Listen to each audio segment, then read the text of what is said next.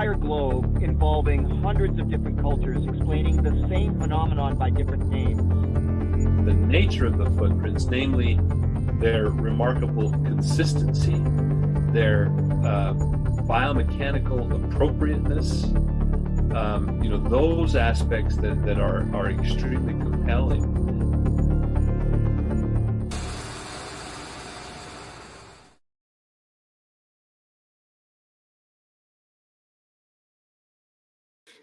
Hey everyone, how you doing today? Hey guys, welcome to the Bigfoot Influencers podcast. I'm Dana Halloran. And I'm Tim Halloran. We are thrilled that they're super here. excited to have you on. Yeah, we're glad you're here. And we would be super excited if you guys could like and subscribe. And don't forget to comment below. We try to answer your questions as we're going along here. And we have a really cool dude coming on today. We have an amazing guest today. We just to add to the list of so people have been kind and nice to us.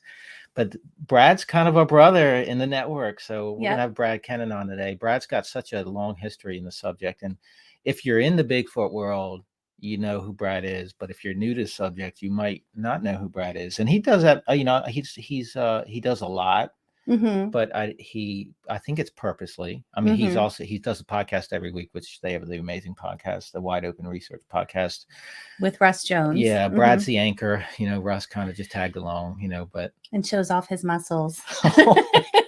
Russ is going to see this and say, "Guys, we love you, Russ." Yes, we do, Russ. But we have Brad's got a ton of things, a ton of history in here, just things that's happened to him. So we're going to get him on. We're going to talk Bigfoot. We hopefully we'll try to not get off Bigfoot, but we might. Well, a little bit. When the three of us get together, we kind of, who knows where the conversation is going to go. Right. So you ready to bring Brad in? Ready to bring him in. Hey, Brad. How are you guys doing today? Good. We're doing good. We're so excited to have you on. You've become one of my favorite Bigfoot people. Even though he doesn't smile like he should, right? Hey, I've been trying to smile more. So. No, because I have to tell everybody this story because I think this is really funny and cute. So Brad and Russ do their Wide Open Research show on the same network as we do. So we often have network meetings, Zoom meetings. And so, I always got this impression that Brad was kind of grumpy and, not very fun and that whole thing. And so when I actually met him in person in Ohio, I'm like, oh my God, I really like Brad. He's a cool dude.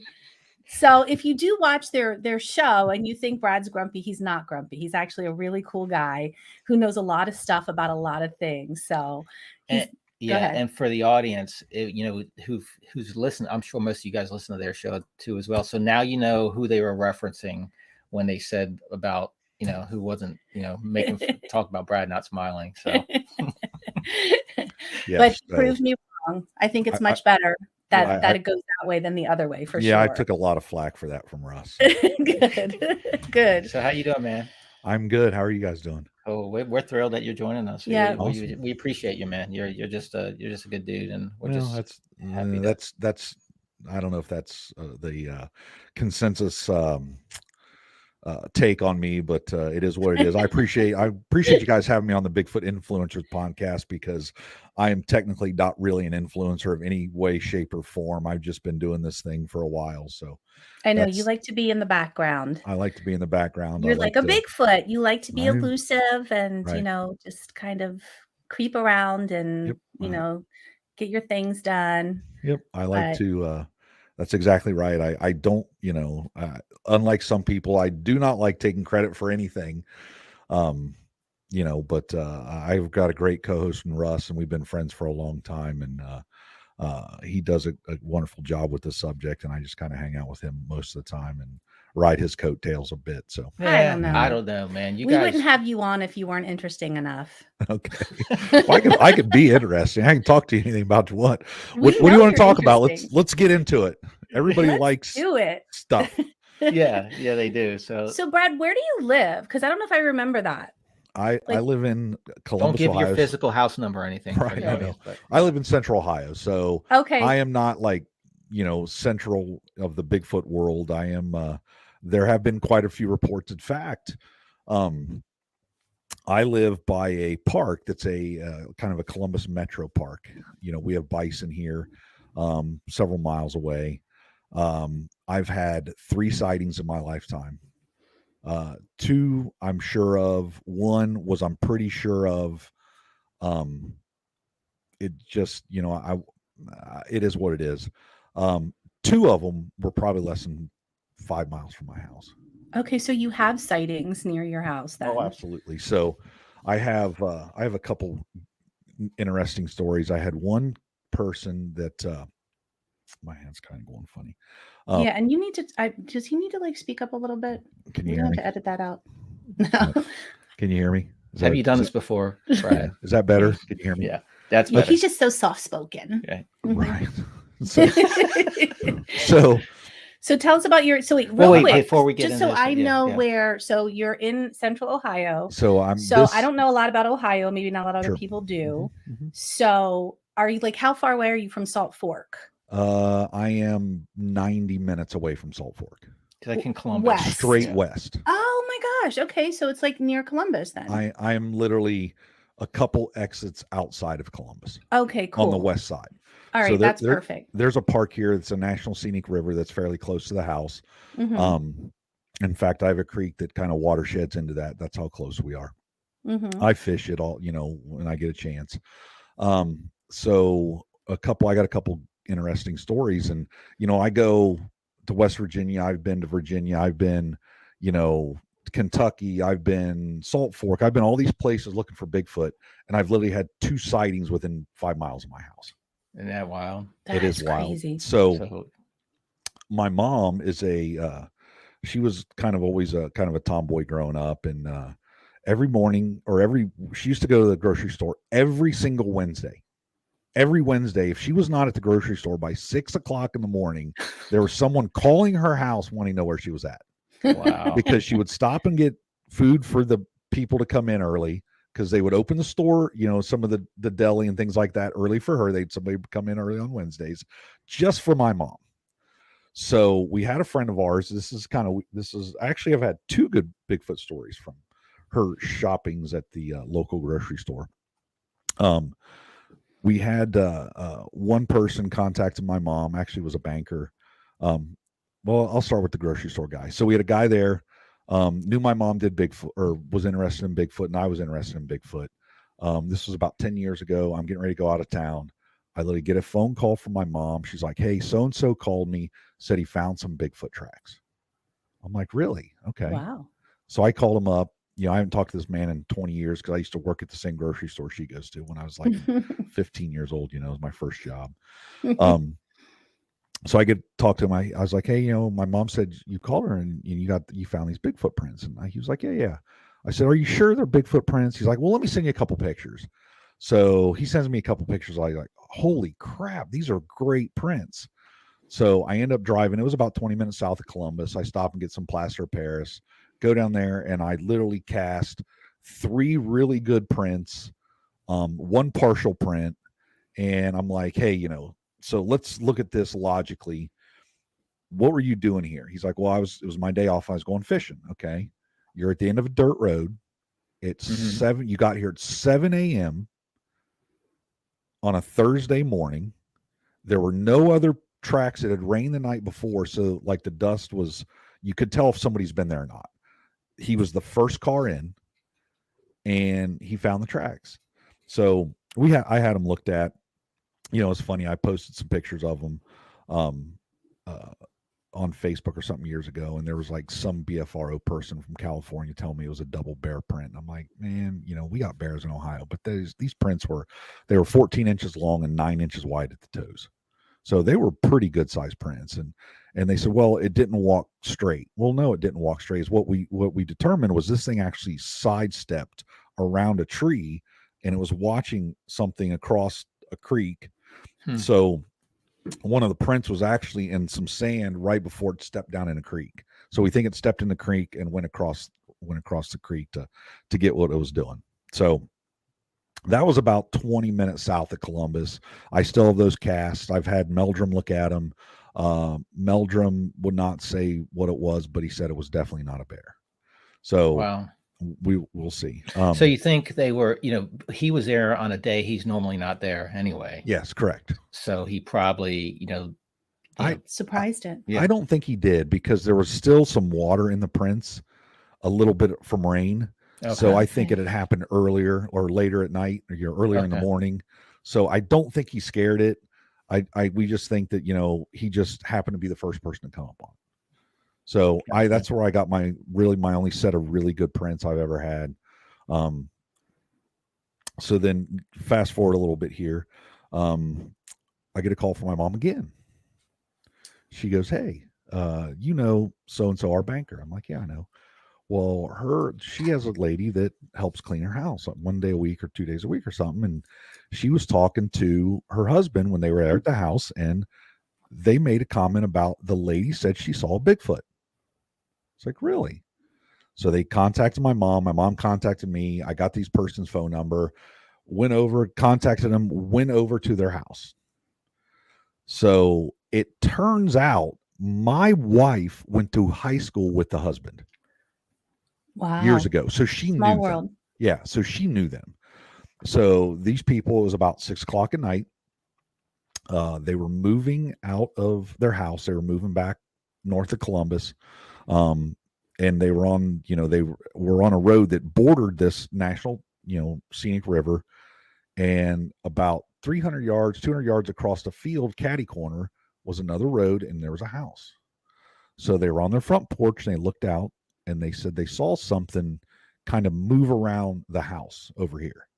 And they knew the people that lived there, and the people were on vacation.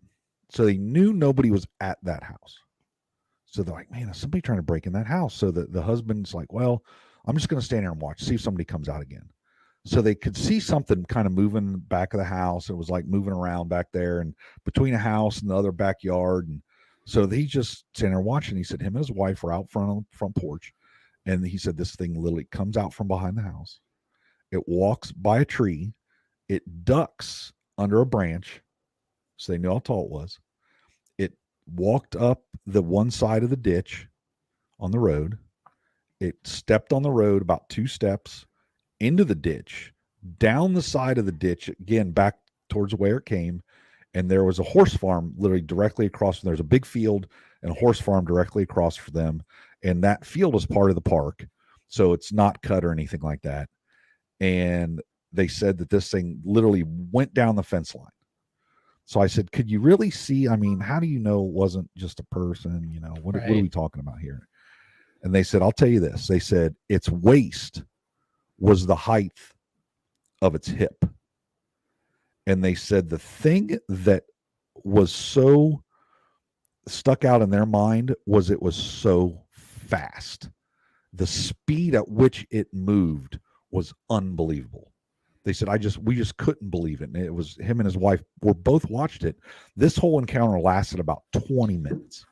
Oh, wow. Wow. Yeah. That's a long time. It was a long time from the time they first saw it to, they saw it moving around over there. So they were pretty, intrigued at what this was. So they go over and they look at the tree. That tree was about 6, 9, 7 feet off the ground. And it ducked. It ducked to get under the limb. Wow. Right. So at the time, they probably didn't know what they were looking at. No, absolutely, right? Absolutely no idea. So hence they wouldn't videotape or anything because they just didn't know what it was. They didn't know. Absolutely, they really should have. If it would have lasted 20 minutes, hopefully you go get a camera and do something. But they just didn't know. Right, right. They thought it was just a person over there messing around until that thing came out across the road, down, boom, it was gone. And even if you have a cell phone, man, it's hard to get it. These things move so quick. Yeah. So do you think they move? I mean, because you hear that a lot, they move quick. Is it like deer fast, like when a deer's running fast, or what do you think? I mean, you've been doing this a long time. I will give you my take. Give me 1 second. Mm-hmm. So they went over. They knew that the little girl that lived at the horse farm across the street was taking care of the house because I guess the lady had some cats or something. And they go over and they asked her. They said, "Hey, so and so. Have you noticed anything kind of weird going on over here across the street?" And the little girl said, no, I don't know, nothing really. She said, except, man, those cats have eaten like 50 pounds of cat food this week. Oh my gosh. So she keeps putting out cat food and the cats keep eating the food and she just keeps putting more and more out. So we assume that was the issue, was this thing is, you know, kind of going around eating cat food, you know, doing its thing. There you go. Cat food. I feed my crows cat food, so they stay away from the bird seeds. Mm-hmm. But yeah, I mean, a lot of things like cat food, possums, raccoons. Yeah. So it wouldn't surprise me. And you hear stories about dog food too. I've never heard. Yeah. I've never heard that. Wow, that's pretty interesting. Well, I got a couple more stories. Which one of them I'm not too sure about. So we'll talk about speed. All right. Mm-hmm. Yeah. So it was tax day 2021. I remember it was April 15th, 2021. I was going to work. I went down the end of my street, took a left, going into work.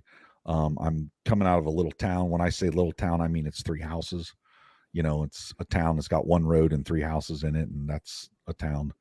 Come around a corner, there's a bridge. This bridge goes over the National Scenic River that I live by. And I look up and I see something on the left side of the road. It's coming towards me. It takes 1 step onto the road, 2 steps across the road, down the other side, and it's gone. And, you know, I thought, well, this thing wasn't very big. It was very fast, though. And I always go back to the Memorial Day footage, how this thing moves and it kind of flips its leg out and it almost looks like it's flying. That was this thing. Okay. And it did it right across the road, 3 steps, boom, gone. That was the first sighting you think you had? That was my 3rd sighting. Okay. Oh, okay. And that was recent. That was just a couple of years ago. Yeah, it was just about 2 years ago. Yeah. So I remember, so as far as speed goes, 2-3 steps, it was across the road. Wow. And it took me 9 steps to get across that road. And I'm 6'2". That's crazy. So, right. So that road's 25 to 27 feet wide or whatever it is, you know, a standard road with shoulders. It took me 9 steps to get across it. And this thing was across it in 3. So I think I think about 900 feet. I have to pull up my Google Earth because I have it all Googled. And the first thing I did was call Bo Bruns. Mm-hmm. Or I called Russ, number 1. Then I called Tom or Bo. I know 2 Brunses. I get confused with names. The crappy part was coming down where that Squatch was at were 3 mowers. So, you know, the John Deere mowers, kind of mid-sized tractor with a cab. The county guys were mowing the ditch. So they were coming right where this thing came from. Now, a couple things. What was it, a person? It was not a person. It was black, dark brown, dark brown, head to toe, top to bottom. There was a walkway literally right that goes underneath the bridge to the parking lot that any person would use, because if they were coming off out of the park, there was a fence with barbed wire on it that literally fenced this whole side in. So this thing was between the fence and the road. There was a cemetery up on the hill. So this thing came down from where the cemetery was at, crossed the road, down, gone. I went up, there was a roundabout. I turned around the roundabout, came back, parked. I got out. I started looking. It was sleeting and kind of raining a little bit. I couldn't find anything. I called Bo. Bo ends up coming out. I meet him out there. And the crappy part was I had some meetings I had to be at, which I probably should have just canceled to investigate more. But it's like your brain is kind of a weird thing. So Bo's like, hey, I'm going to hang out here for a little while. I'm going to see if I can find anything. He did. He did not find anything. I do believe that this is the 2nd time I've seen this exact same Squatch. Oh. I remember it was on my mom's birthday, which was early November, probably man, I want to say 10 years earlier, possibly. I don't know if it's the same one or yeah, it might have been. We had left the town I live in now, going down the road that actually runs perpendicular. It comes out right where I saw this Squatch at. So it was right up the road, maybe 3 miles. Driving down the road, it's dark, it's wintertime. I'm watching just out the passenger side of the vehicle, and literally I see a barn, I see a big light, and I see this exact same thing come around the barn underneath the light. And I thought, man, that's weird. It was tall. I noticed that. It was black from head to toe, and they do not walk like humans at all. If you see one, it is not like a human, period. It's just not. It's completely different. They like flip their leg. I don't know. It's hard to explain. I don't even know how they walk. But it was moving very fast. So I think that's the second. That was the one that was questionable. You know, I called Russ the next morning. I'm like, hey, Russ, man, I had this weird encounter last night. He's like, why are you calling me? I said, well, because I really think I saw a Squatch. And he's like, well, then you probably did. Because it was not a person. I know that for a fact. Right. And your mind would have went down a checklist of, hey, but you immediately knew it wasn't human, and it was something different than what you normally would see. Right. So what is the area like, Brad? Is it like woody? Is it fields?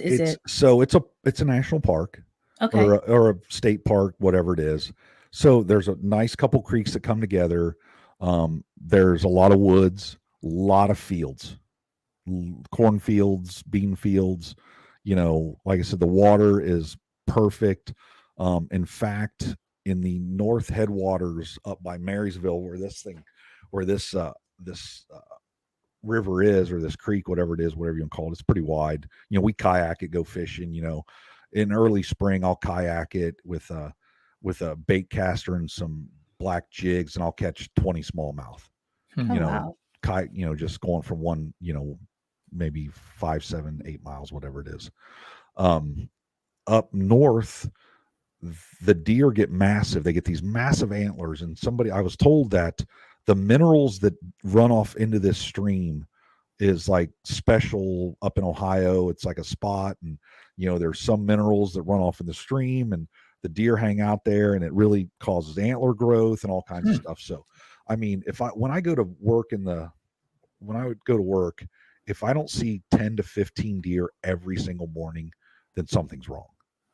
I mean, just constant. I usually have 6 or 8 deer in my backyard. I have 2 acres. I drive down the street. There's fields, there's bean fields, corn fields. It's not real close to the city, but it's not, we're not that far out either. And it's not far enough west, because as Ohio, the west, correct me if I'm wrong, Brad, the more west you go, the more flat and farmy it gets. So it's still not quite, it still has forest and things around like the eastern part of the state. Right. So the prints that I got were actually connected to this waterway. So this Squatch could have easily got down there within, it's a 20-minute drive. So, half a day or whatever. So I do believe they're running this waterway. So one day I used to be in the car business. I was sitting in my office, and this, somebody posted a report, and I responded on the BFRO, and I told the guy where I was at, and he said, well, maybe I'll stop in to see you sometime. So I said, okay. Some guy walks in, he looks at me, he says, are you the Bigfoot guy? I said, yeah, I'm the Bigfoot guy. So I was like, all right. He says, I got a story for you. I said, okay. He said, I knew this guy. He lives over on this road. Well, it just so happens it's the same road that the sighting I talked about earlier. With the cat food. With the cat food. Okay. It's just a little further south on the road. Property backs right up to the park. So you got something, a family group or the same one or something hanging out in that area. Right. So this guy says, well, I talked to this guy. He says, there's this old marble cutter that lives down there. And he said, I wanted to get some new bathroom vanities or something made. I went to talk to this guy. I've known him for years. I went to talk to him about getting some new vanities, tops made. And so everything. So I went down to his house. I had this conversation. And he said, I'm backing out. I'm pulling out the driveway, and I hear somebody beating on my window real quick.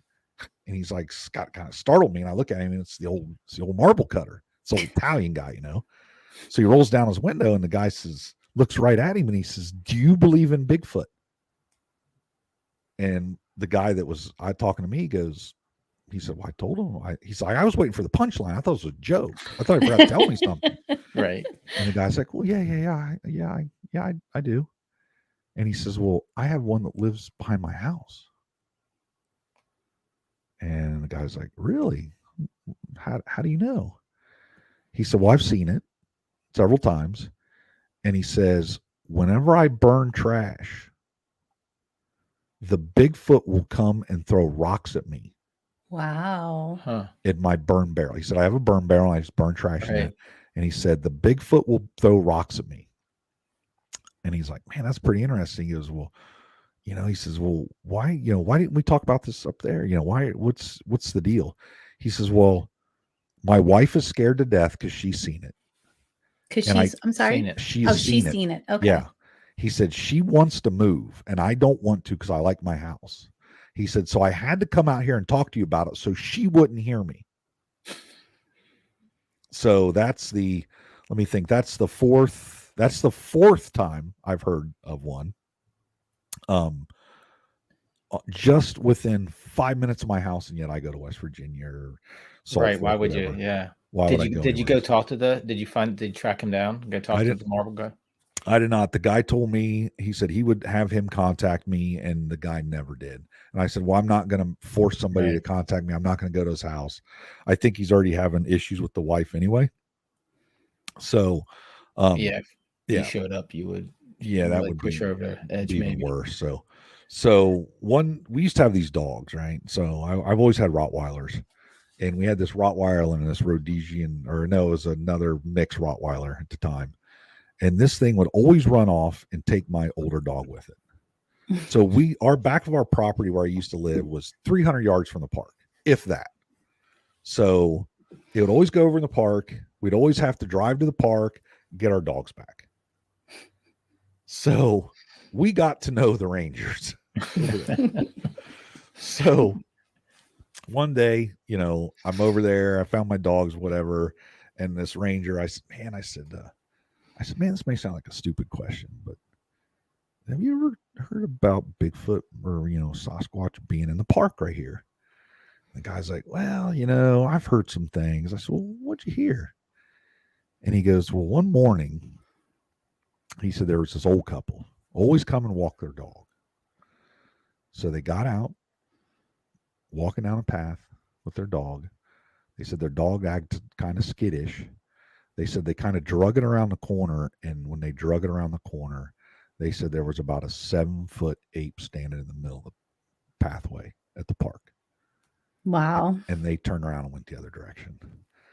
So they called it an ape. Yeah. They called it an ape. And the Ranger, he's like, "I can't confirm or deny anything." He says, "I can't confirm or deny that there's another Ranger that I work with that has possibly seen something and found tracks." So I'm like, "Well, who are?" He's like, "Well, he says, give me your phone number or I'll have them call you." Well, I never got a phone call. So that's 5 reports. I've heard of the Ohio howl from behind my old house, which was by the park. So this is a pretty good area, I do believe. I think it's seasonal. I think it's spring and fall. I don't think it's summer. There's a lot of people through this park in the summertime. So, and I've heard you and Russ and others, even like Cliff, talk about this. Go to somewhere, if you're going to get out in the woods, you want it accessible. So if it's close to your home, you can get there often. Why go anywhere else? Yeah, absolutely. And it's kind of a waste because, I don't go there enough. I did, I used to take a bike ride, go ride down, take my truck, throw my bike in it, take a fishing pole ride because there were some gates that we had to go by. They don't let you walk, but there's a path. So I'd always ride my bike, get back there. I'd go fishing for a while. I've never seen anything happen back there. but what's it take 200 hours or something in the woods before any evidence is found or something? Yeah, that's like what that. this biologist Russ was saying. Yeah. So they say it take you've got to be out there for 200 hours in order to have something happen to you, Bigfoot related. Or, well, but then there's also just chance and circumstance as well. Right. So Which honestly, I got lucky when I started doing this. Mm-hmm. So I had some experiences that proved to me that this thing's real. Mm-hmm. So, everybody's. What do you think is the most significant experience? That I had a 14-minute sighting over a thermal. Okay. Which was pretty significant. Okay. I had let me think, I was bluff charged by one with me and another gentleman at night in the woods. But so you heard it? Oh, I heard it all right. And did you see it? I did not. We had no headlamps on. It was dark. Okay.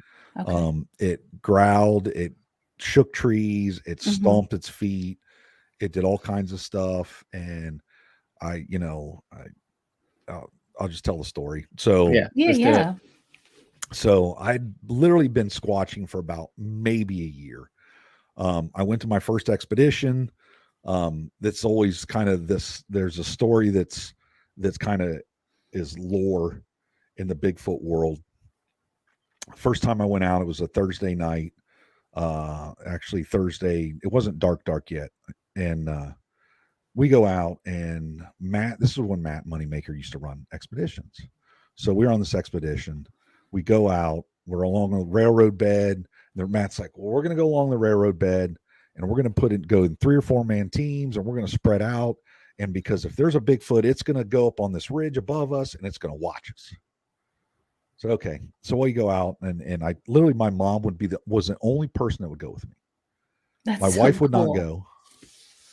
My mom, like I said, she was kind of a tomboy. We had horses growing up, and skunks and ferrets and birds and all kinds of stuff. So she's like, she didn't care.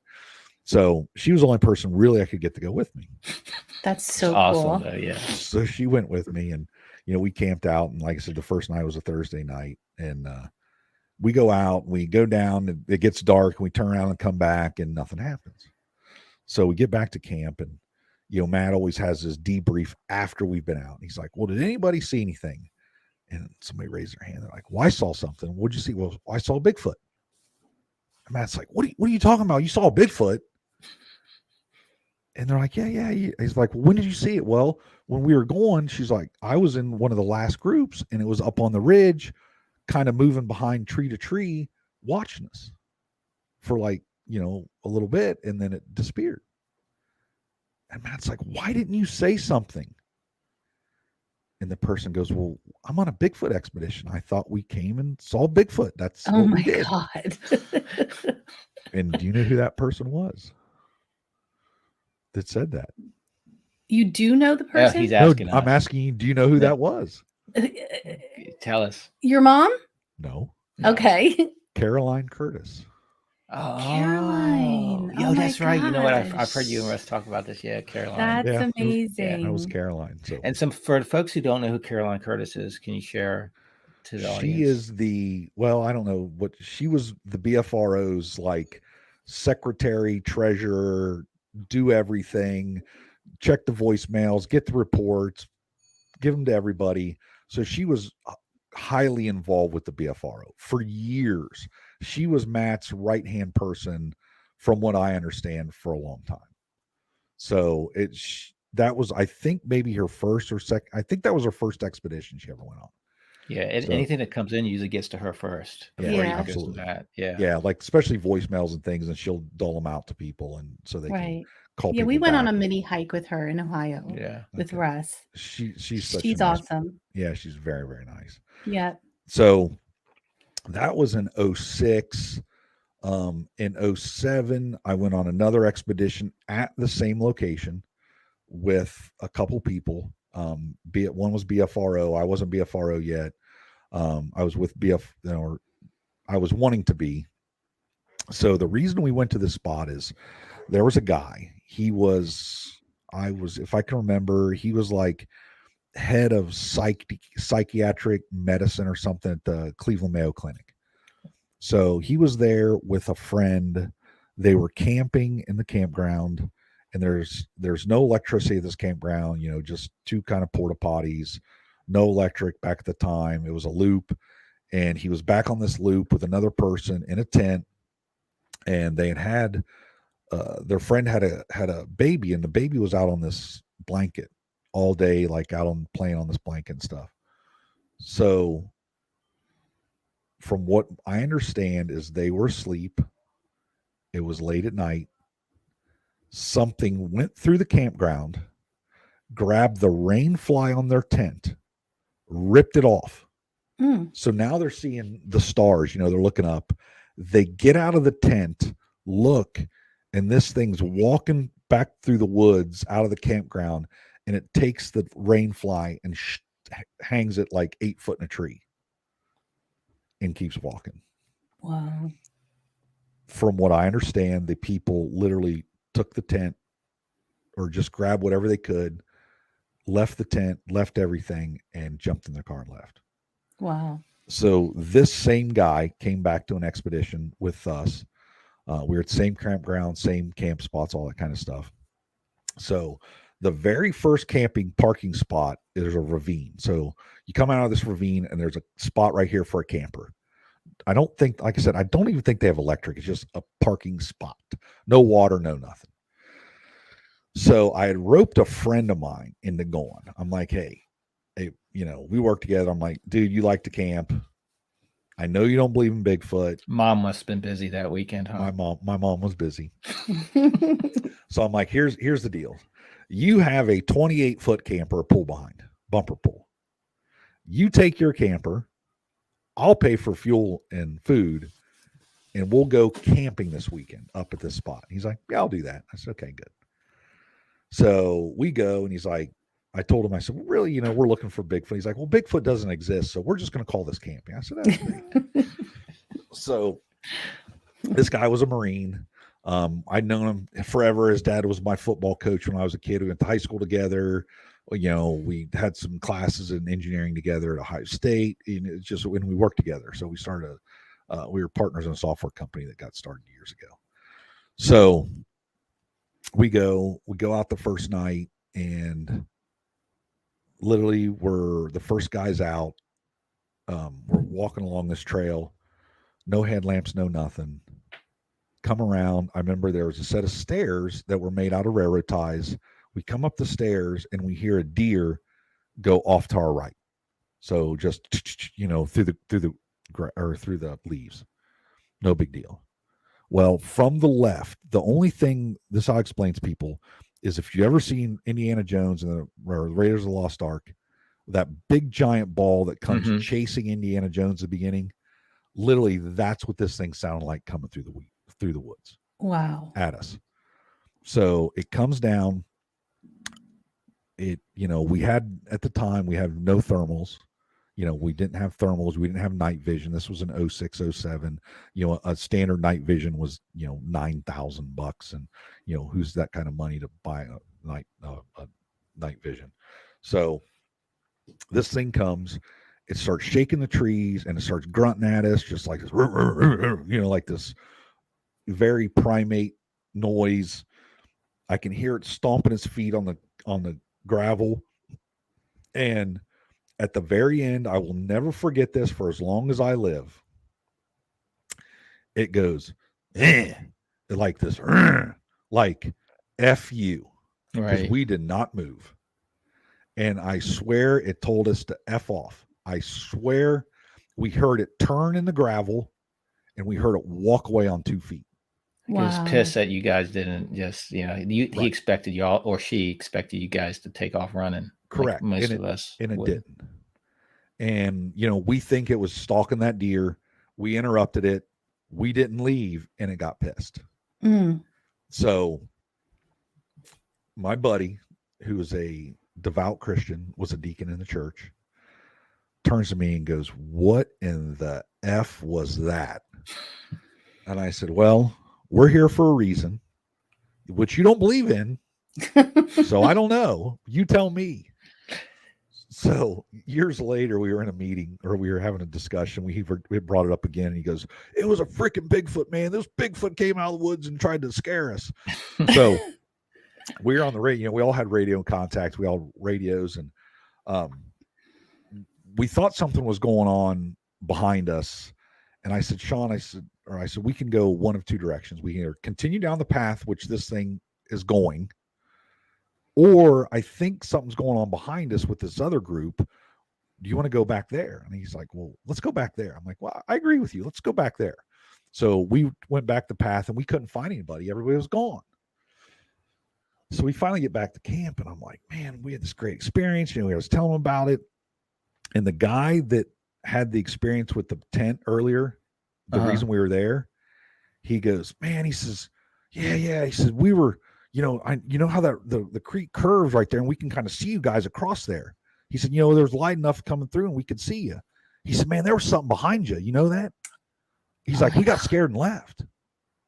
And I was like, "So the noise you heard behind you was something else?" Yeah. And I'm like, "Dude, give a radio, call us." He's like, "Man, I'm sorry, man. We got scared. We left." Oh my God, that's crazy. It is. So later in the night, I go to sleep, right? So my buddy's up in a queen bed up front. This camper's 28 feet long, attached to his truck. All right. He's in the front. I am in the back. It is a bunk style house. So there's four beds, 2 sets of bunk beds in the back of this trailer or in the camper. I am sleeping closest to the ravine on the right side, the driver's side of the camper, because it's backed in. Some point in the middle of the night, I wake up out of a dead sleep, sit up in my bunk. I'm on the top bunk. And I remember I had a conversation with Matt. The first time I was ever on expedition, Matt tells people, if you fall asleep in the woods, do not worry. You will wake up when they come around. Wow. Because people are saying, well, hey, we're going to be out there. It's going to be midnight or 1 o'clock. What happens if we fall asleep? And Matt's like, don't worry about that. When they come around, you will wake up. I woke up. And he's a sleeper. He would know, right? Matt, yeah, but I'm sure. Yeah. So what do you think that's all about, Brad? I think that is either our millions or hundreds of thousands of years of being eaten by lions and tigers and bears, that the human body has that sense to wake up. Because, they've done studies. I've actually read this. Tim, you're a guy that travels quite often, I do believe, that when we go to a hotel room, those guys, kind of us people that travel, when we go to hotel rooms, it has been proven that half your brain does not shut off because you are you're in a unfamiliar area. So if you're not in your home and you feel safe, you're going to not be asleep proper. So I don't know if it's just that's part of, our genetics throughout time that, we've always been eaten. So, or could it be infrasound? Could it be something that, alerts the body? I have no idea. It's a survival mechanism. Absolutely. Yeah. Absolutely. Yeah. So before we get into the thermal thing, that we wanted to hear about that too. How'd your mom get in Bigfoot? I asked her. So you got into it first, and then she came. Oh, okay. And really, the only reason I was into Bigfoot was when I was a kid. I was 14 years old and wore a size 14 shoe. So I always had these like big feet. So I wear a 14, 15 shoe now. It is what it is. Everybody says, if they didn't turn so much under, you'd be 5 inches taller. I'm like, well, it's funny. So I always was interested in Bigfoot just because I always had big feet. So that might be the best story we've ever heard of why you got into Bigfoot. Right. So like I said, my mom got into it because I wanted to come. I wanted to go to an expedition and nobody would go. Right. My wife, who I've been married to her 30 years, and she, I have a whole thing about her, but she didn't want to go because she'd seen a Bigfoot too. Oh yeah. So she saw one in 1989. She was a senior in high school. She was dating a guy. They went to a park up northern Columbus. She literally says it was dusk. They're leaning against the car. They're just watching. And literally this thing walks out from a creek. There was some trees, a creek. It walked right across a field of grass. And she describes, the arm on, or the hair on the arms. She said it looks like it just took a bath. It was the color of a golden retriever. It literally walked out, turned, saw them. And she said it got that look on its face like, wow, I just got caught. And she said it turned right back around and went back in the woods. Wow. And so that scared her. I don't know if it scared her. Maybe it did. She just said, I'm good. I don't need to see one. So she's like, I'm not going in the woods. I'm not going with snakes and spiders and all that kind of stuff. That's just not her. What do you think about, so how many other animals, and that's a question for both of you guys, make, we know dogs can make expressions with their eyes and their face sometimes, but you hear this a lot about Bigfoot, that they have expressions like you just said, Brad, holy crap, I just got caught. I mean, what else does that? What do you attribute that to? Just that they're, I guess apes have expressions too. Well, they're very close to us. Yeah. Right. So have you guys watched Chimp Empire on Netflix? I started watching it. Okay. So I think I watched the whole thing. I would say it's only 4 episodes. Yeah. And because they have that, I do believe they have that one chimp. I can't remember if it was that or they were talking about a chimp on Rogan. Chimps have, the black, their eyes are black. Everything's black, whatever that's called. Russ would know. Pupil? Well, yeah, but their whole eye, where we're white, theirs is black. Oh, okay. They don't look like human eyes. Well, there was a chimp that actually had white. Oh, was it on that? Okay. I can't remember if it was on there or not.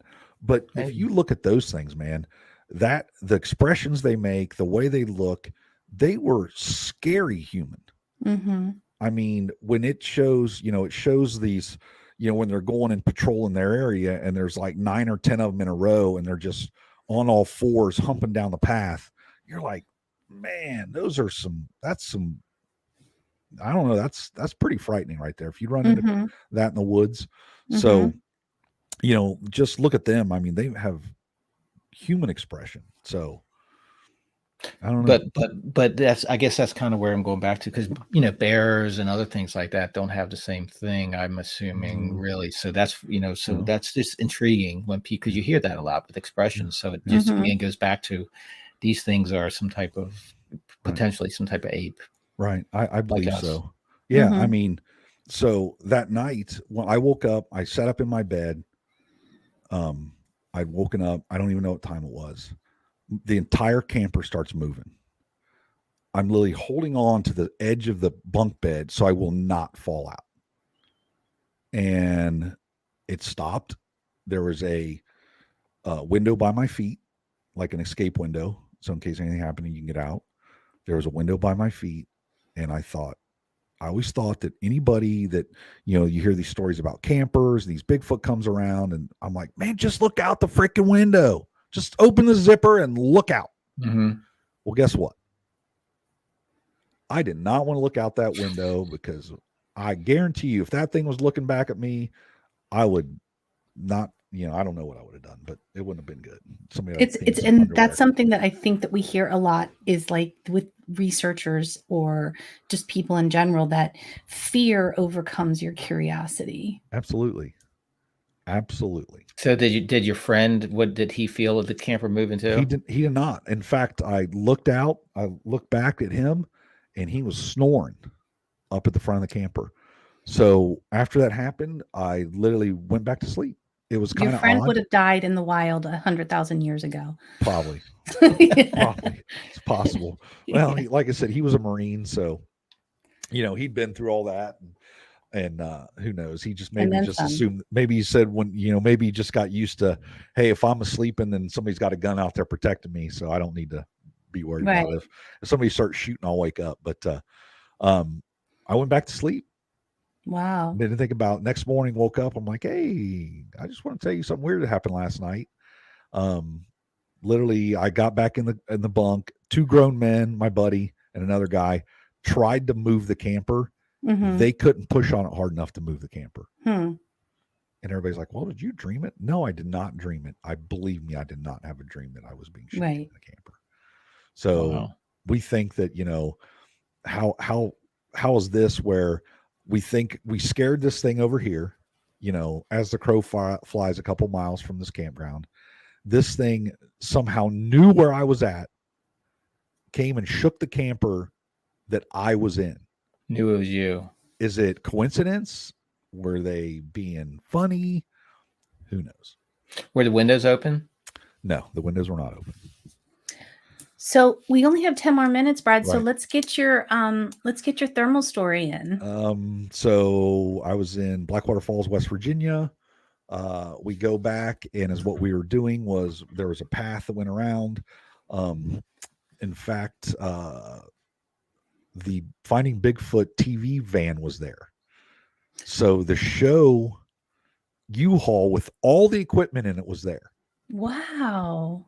So Tyler Bounds, who used to be Tyler was there, stopped by the expedition with all the Bigfoot stuff because he was going somewhere else. So he was actually in the field with us. He was on the other side. Cool. He was on the other side. So every group had a thermal or night vision. I had a thermal. My thermal was an XP200 military grade thermal that were bought by Wally Hermanson, I do believe, years prior. They did not record. I was the only group. I mean, they had the $30,000 thermals from the TV show. Right. Other side of the thing. So we go out, we stop. It was me, my son, and two other new guys. Russ moves on down the trail a couple hundred yards. And as what we were doing was we were taking glow sticks and hanging them in a tree. And then we would watch the glow stick because it was reported, a couple reports where people had glow sticks hanging up for camping. And then they would see Bigfoot come in and mess with them. So we're like, so I had a purple glow stick. I went up, hung in a tree. It's about 11:30 at night. I take my backpack, I throw it on the ground, and I lay down on the ground. I'm like, I'm going to take a nap. I'm tired. So they had the thermal. They're looking around. A couple minutes later, one of the guys is like, hey, he goes, where's that other group at? I said, well, the other group's this way, like directly to our right, up the path, maybe 100 yards. He's like, well, there's somebody over here. I said, no, there's not. You're seeing a tree. You're seeing a rock that's been heated up by the sun, and it's not. It's not a Bigfoot. It's nothing. Just watch it. It'll fade away. So they stand there and they keep watching, and they're like, no, man, this thing, I swear this thing's moving. And I'm like, oh, whatever. So I literally I get this smell, this yuck smell in my nose, and it's like kind of like garbage or whatever. I'm like, man, you guys smell that? And they're like, no, we don't smell it. So I'm like, well, bend down here, because I was literally still laying on the ground. And they bend down, like, man, we can smell it. And it was that wet dog garbage smell. And I'm like, well, that's kind of odd. And they're like, man, this thing's moving. I'm like, fine. So I have to get up off the ground. So I get up off the ground, and I start looking through the thermal, like, man, I really don't see anything. I don't see anything.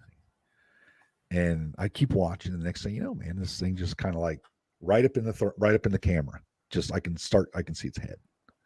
I was like, well, shit, there's a freaking Squatch right there. So it's standing there watching us. So this has been going on for several minutes, but I just didn't believe him. So I hand the thermal to somebody else, and I'm like, start texting Russ. I'm like, Russ, we got a Squatch right here. He's like, well, how do you know? I'm like, well, it's been going on for, now about 8 or 10 minutes. Here's what's going on, blah, blah. He's like, okay. So we keep watching. So passing the thermal around, everybody's watching this thing. So I finally text Russ. I'm like, Russ, my thermal does not record. You need to come down here. So I'm literally sitting there watching through the thermal. I see like how that is. I'm watching through the thermal one-eyed. And this thing just gone. Down, boom, gone. Oh, so it dropped down. And it dropped down and left. I was like, crap. So Russ finally makes it to us. And he's like, man, he says, we did not see it, but we heard it. It was going through the pines. Oh, wow. So he's like, we tried to see it, but they had thermals, not night vision. So a thermal will not look through a screen door. A thermal will not look through glass. A thermal will not look through a pine tree. So it's what it's doing is it's grabbing the heat signature of the pines that are up here where this thing's going behind you and you just can't see it. It doesn't see anything. So, but Russ said, man, it's kind of weird. He said, you text me. We gathered up and started moving. He said, we heard a knock and then a loud whack, another loud knock. And I said, that's probably about when that thing disappeared, because the one up there was watching Russ. It made the noise, alerted this one to move, and it did. Wow. Gone. Do you think maybe that's why some people don't see them after, Yes. they see them and then they take off and they're gone. No, Maybe because they to the drop ground. on all fours? Yes, absolutely. Absolutely. That makes sense. That does make So- sense. Mhm. So That makes a lot more sense than them like going to a portal. No, I think I took a report, south of Columbus. A guy was trapping for muskrat at a pond. He was, I think wife was helping him out or something. And wife said, hey, what's that? And he said he looked up and this thing was walking away from him. And he said it was the size of a 4x8 sheet of plywood. He said it was massive. And he said, I went after it. Whoa. And so what it was a couple fields and there was a path for like a tractor to go to another field. And he said Mhm. the woods were probably only about 75 feet wide. And he said this thing went into that opening. And he said, I went tearing through that thing. I went through the opening. I came out on the other side.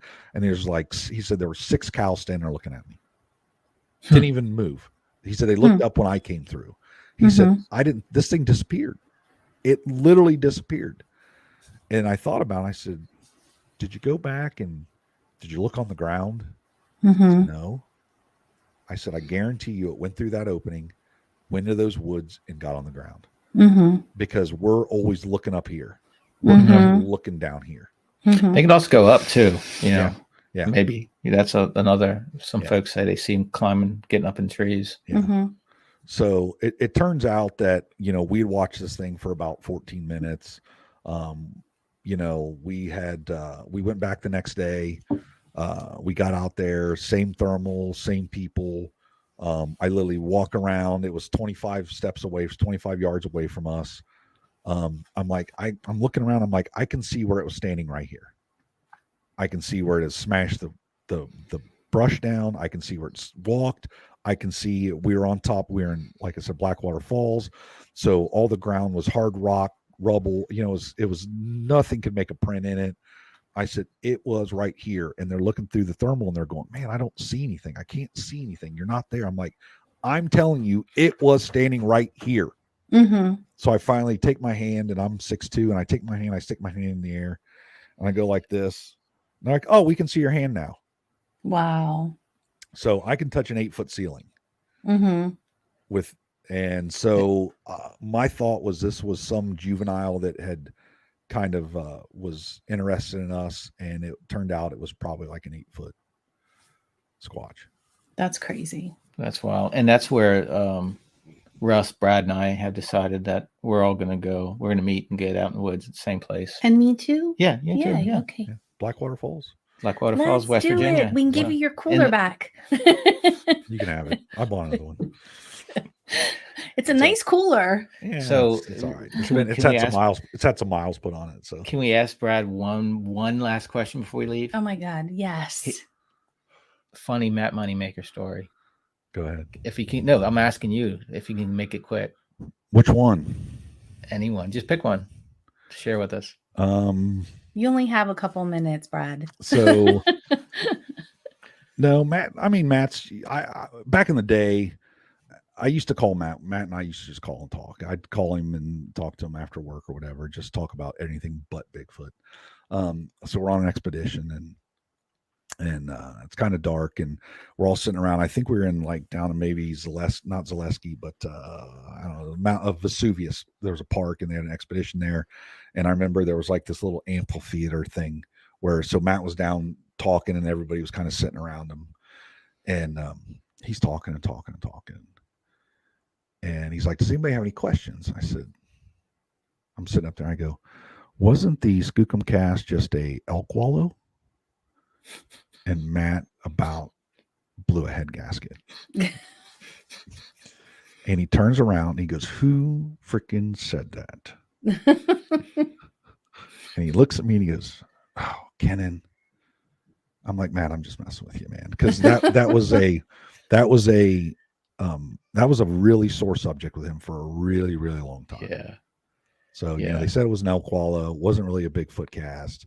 So there's a lot of folks on that when they found that. I mean, that was historically, there's a lot of folks that were there. Yeah. Oh, absolutely. I mean, I think it was one of the greatest discoveries ever. I don't even know where the thing is. Somebody's in garage, I think they said. Oh, Rick Knoll has it. Yeah. Does he? Okay. Yeah. Rick Knoll has it. And he's I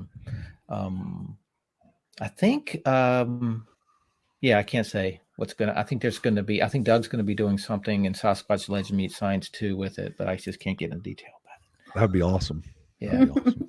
So cool. And we'll have Rick on here soon. So. All right. Awesome. Brad, you rock, dude. Man. We love you. You are guys, the best storyteller ever. No, probably not. I think you guys, I was hoping to try to keep you guys from going to sleep. You look tired. No way. This is great. No, we love it. Thank you so much for being on the show. Hey, no problem. I'm glad you had me on. Like I said, I'm not really an influencer.